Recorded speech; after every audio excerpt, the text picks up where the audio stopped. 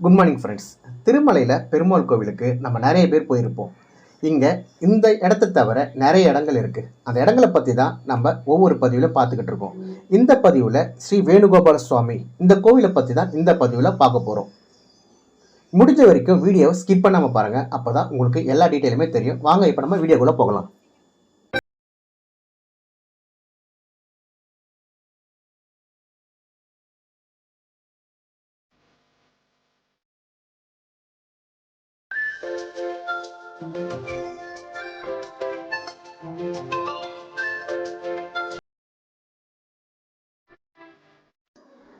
First இந்த கோவில் எங்கே இருக்குது, இந்த கோவிலுக்கு எப்படிலாம் போகலாம் அதை பற்றி டீட்டெயிலாக பார்க்கலாம். இந்த கோவில் திருமலை பஸ் ஸ்டாண்ட்லேருந்து பாப விநாசம் போகிற வழியில் சுமார் 5 கிலோமீட்டர் தொலைவில் தான் இந்த கோவில் இருக்குது. இந்த கோவிலுக்கு நம்ம ஓன் வண்டியில் வரலாம், அப்படி இல்லைன்னா ஜீப், ப்ரைவேட் ஜீப் இருக்குது, அதுலேயும் வரலாம். அந்த ப்ரைவேட் ஜீப்பில் பார்த்தீங்கன்னா அவங்க மொத்தம் 6 இடத்த சுற்றி கட்டுவாங்க. ஒரு ஆளுக்கு 150 ரூபாலேருந்து 200 ரூபா வரைக்கும் சார்ஜ் பண்ணுவாங்க. இந்த ரேட் எப்படி இருக்குன்னா, வீக் டேஸில் 150 ரூபா இருக்கும், பட் வீக்கெண்ட்னா 200 ரூபா வரைக்கும் அவங்க சார்ஜ் பண்ணுறாங்க. அவங்க மொத்தமாக ஒரு 6 பிளேஸ் வரைக்கும் அவங்க கவர் பண்ணுவாங்க. ஸோ ப்ரைவேட் ஜீப் இருக்குது, அப்படி இல்லைன்னா ஃப்ரீ பஸ்ஸுமே இருக்குது.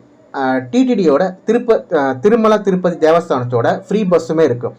அந்த ஃப்ரீ பஸ்ஸுமே இந்த இடத்துக்கு வரும். அந்த ஃப்ரீ பஸ் எங்கே இருக்குன்னா, திருமலை பஸ் ஸ்டாண்ட்லேருந்துமே அவங்க பஸ்ஸை ஆப்ரேட் பண்ணுவாங்க. அப்படி இல்லைன்னா சிஆர்ஓ ஆஃபீஸ்லேருந்தும் அந்த பஸ்ஸை வந்து அவங்க ஆப்ரேட் பண்ணுறாங்க.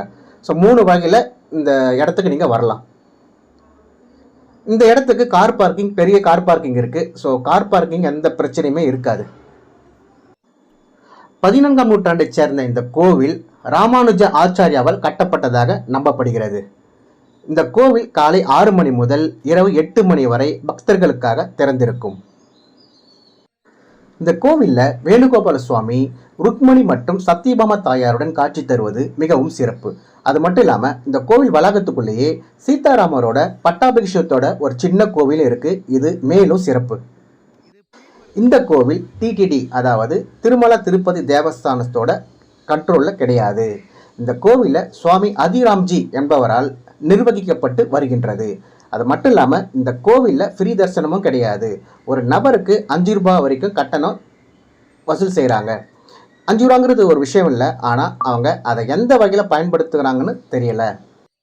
இந்த கோவிலில் கோகுலாஷ்டமி, வைகுண்ட ஏகாதசி, பிரம்மோற்சவம் போன்ற திருவிழாக்கள் வெகு விமர்சையாக கொண்டாடப்படுகின்றது. இந்த கோவிலில் கிருஷ்ணரோட விளையாட்டுத்தனமான குழந்தை பருவம் மற்றும் பகவத்கீதையின் போதனைகள் உட்பட அவரது வாழ்க்கையின் பல்வேறு காட்சிகளை அழகான சிற்பங்களாக வடிவமைச்சிருக்காங்க. இந்த கோவிலை ஆன்மீகவாதிகள் மட்டும் இல்லைங்க, கலை ஆர்வலர்களும் வந்து பாருங்க. ஏன்னா இந்த கோவிலோட அமைப்பு மற்றும் கட்டுமானம் கலை ஆர்வலர்களை கவரும் விதமாக கட்டாயமாக இருக்கும்.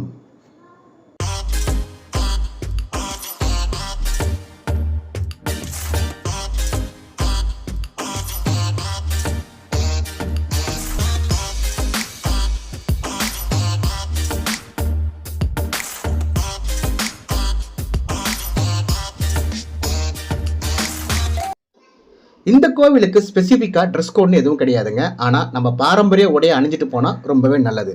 நீங்கள் பாபா விநாசம் போயிட்டு திரும்பி வரும்போது இந்த கோவிலுக்கு போயிட்டு வந்தீங்கன்னா ரொம்பவே நல்லது. நீங்கள் திருப்பதி வரும்போது இந்த கோவிலுக்கு கட்டாயமாக போயிட்டு வாங்க. அப்படியே நம்ம சேனலை சப்ஸ்கிரைப் பண்ணுங்கள், ஷேர் பண்ணுங்கள், கமெண்ட் பண்ணுங்கள். அப்படியே பக்கத்தில் இருக்கிற பெல் ஐக்கானே ப்ரெஸ் பண்ணுங்கள். அப்போ தான் நம்ம போடுற வீடியோ உங்களுக்கு நோட்டிஃபிகேஷனில் வரும்.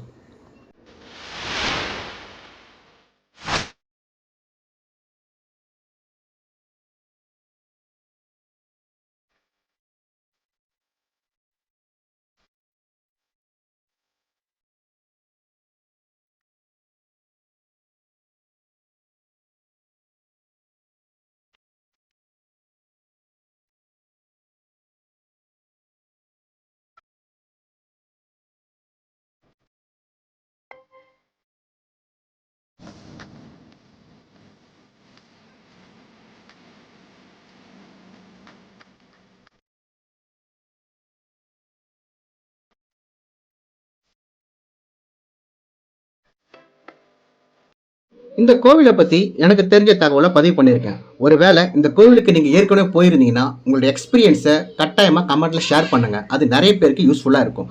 மீண்டும் ஒரு பதிவில் சந்திக்கிறேன். டாடா, பாய் பாய். ஓம் நமோ நாராயணா.